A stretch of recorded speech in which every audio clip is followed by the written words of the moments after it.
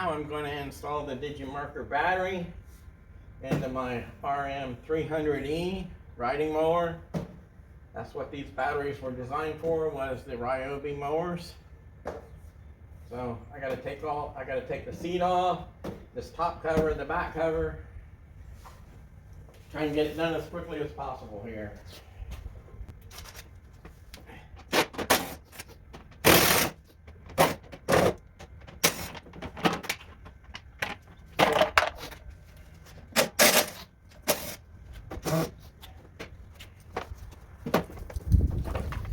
Disconnect the seat switch.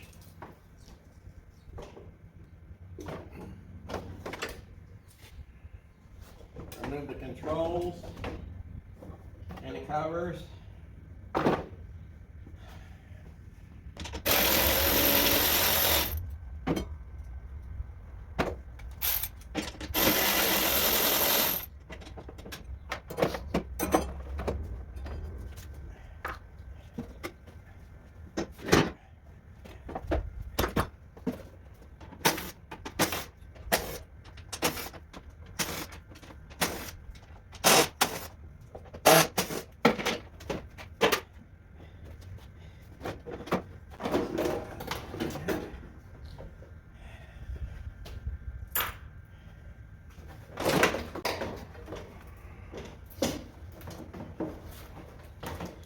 Disconnect the charge port wiring.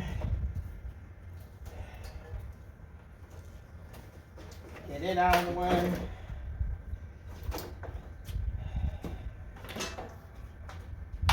Remove your old batteries. I got a different battery in here. That's what it'll look like. And that's what it'll look like when you get all your old batteries out. Okay, after trial fitting, making sure the cover is going to fit, this is where I've decided to mount the battery. You can see the mounting hole is just off the edge of the inside of the tray on the rear on both sides. That's where the front bolts are going to go. So I got to take the battery back out and drill the front bolts.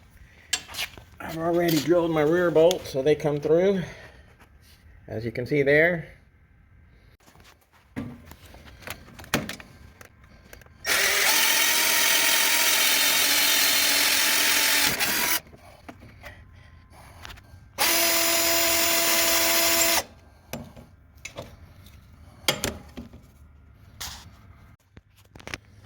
Okay, I've got all 4 holes drilled out. 1, 2, 3, and 4.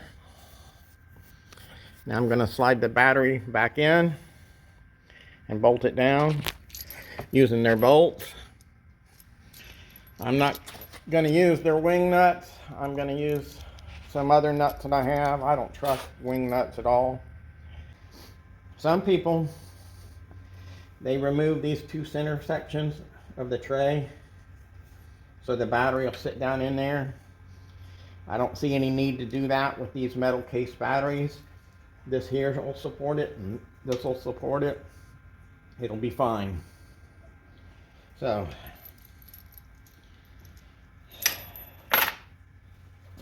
let's slide the battery in there.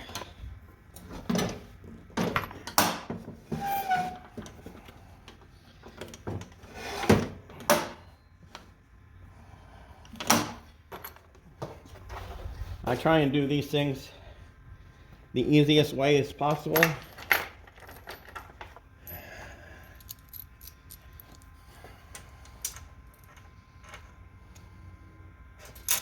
So the average person should be able to install it with as few tools and supplies as possible.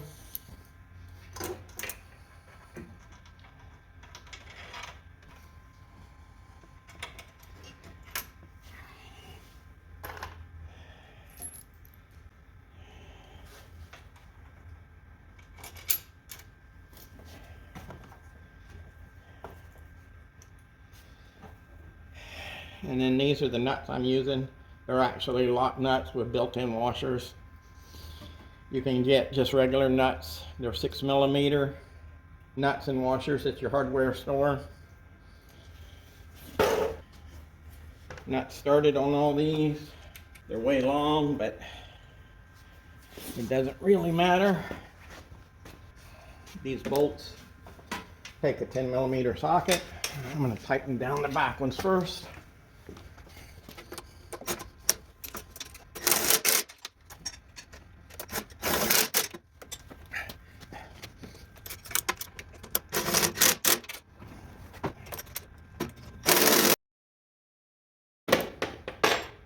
But as they say, that ain't going no place. Okay, now we're going to get started on wiring. The holes in the battery are 8mm, but the holes on the cable, on the RM300 cable, are 6mm.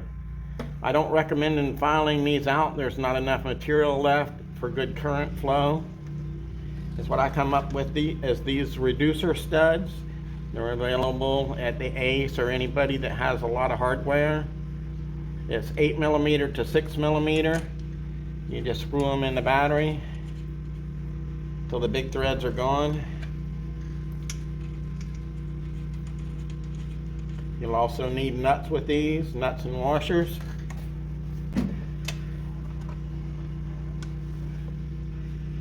And then out of the back of the port, there's this little, that's the charger interrupt. You'll want to disconnect that. Cut the blue wire off, the blue terminal off.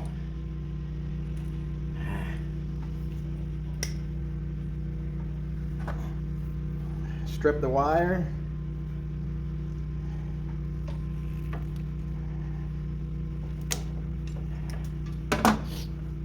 And put a 6mm eyelet on it. And then for crimping, if you don't have the correct crimping tools, I just use a pair of vice grips that are just about closed when I crimp it down.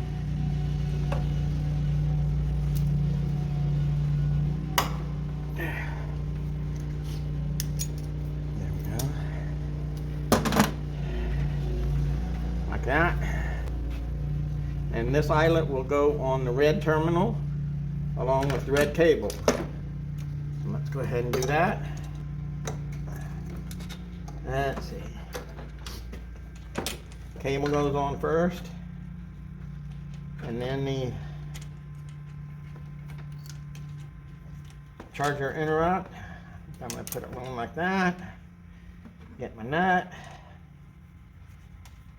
Put it on there. So I'm putting the cable straight down. And that doesn't really matter which way. You've got plenty of wires to finish hooking that up.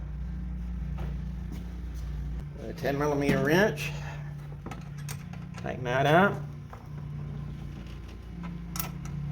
Later, I realized that I forgot to add the battery charging cable to the terminals.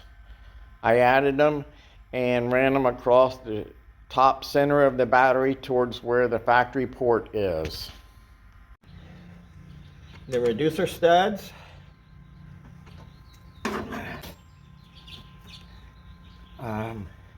Six nuts and washers for 6mm. That'll be for the battery mounting and the cable mounting. Now that we've got the charger interrupt connected to the battery, we found its cable. It says charging. You plug that back together like that.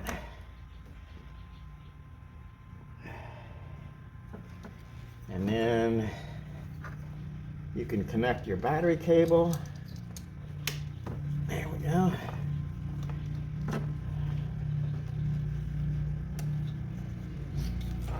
I would recommend tying this charger interrupt to the cable so it doesn't flop around and break loose with a tie wrap. At that point in time, the mower should be able to be turned back on. Let's try it. Oops. Turn the battery on. Now turn it on. Ah, there we go.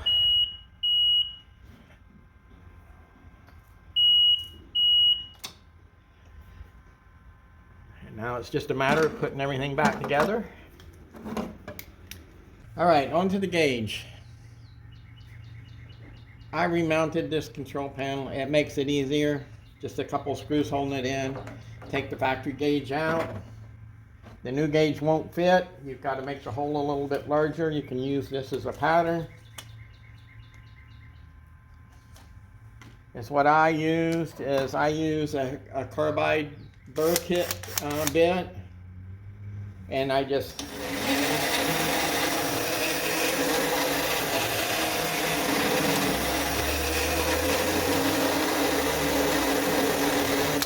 work around it like that.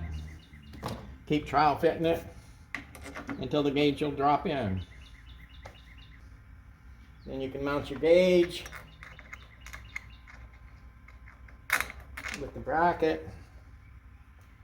And 2 little screws or 2 little nuts. You can turn the gauge towards you if you want to see better. I think I'll try that. Get your gauge wiring.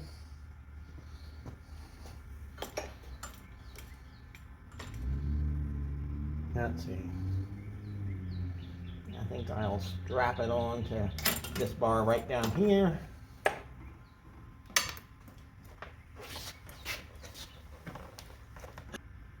Okay.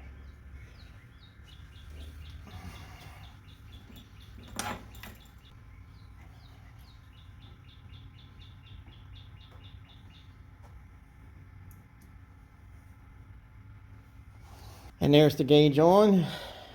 You can see there.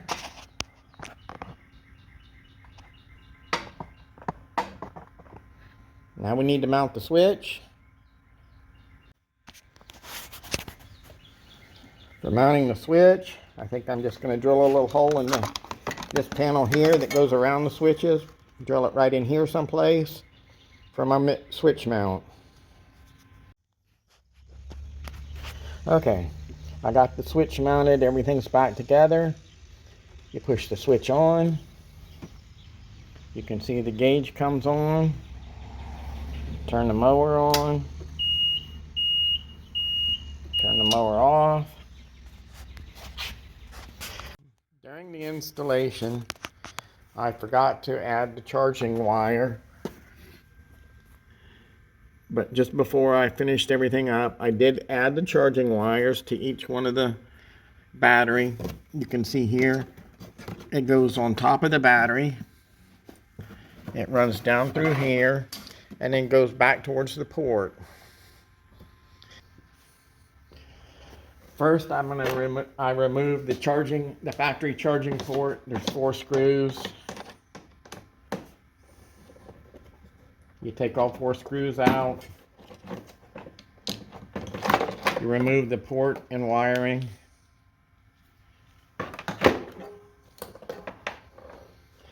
And then I purchased a panel mount 50 amp Anderson kit. And this usually comes bolted into the kit, but I removed it. I removed the 2 little screws. Here's the charger that comes with the battery. I'm going to screw it on this like this.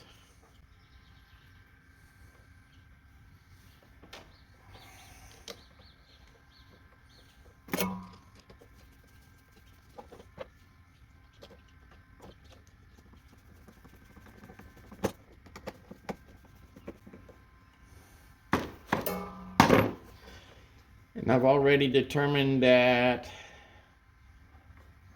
this is the best mounting location here. So you take your old port screws, 2 of them.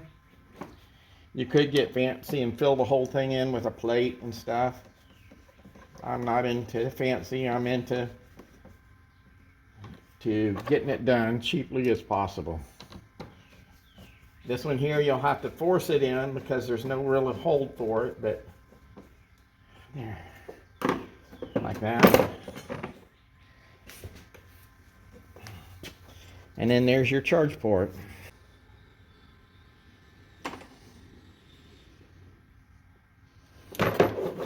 Then you just plug in the charger. And then you connect it to the extension cord.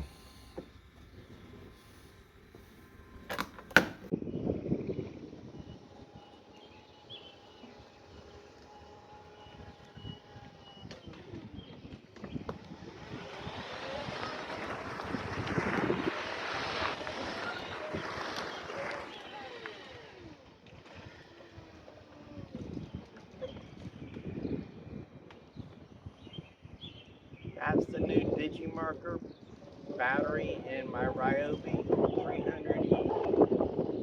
I didn't use the DC 12 volt converter application on this mower, but it would be nice to have extra headlights for mowing it when it gets late in the evening.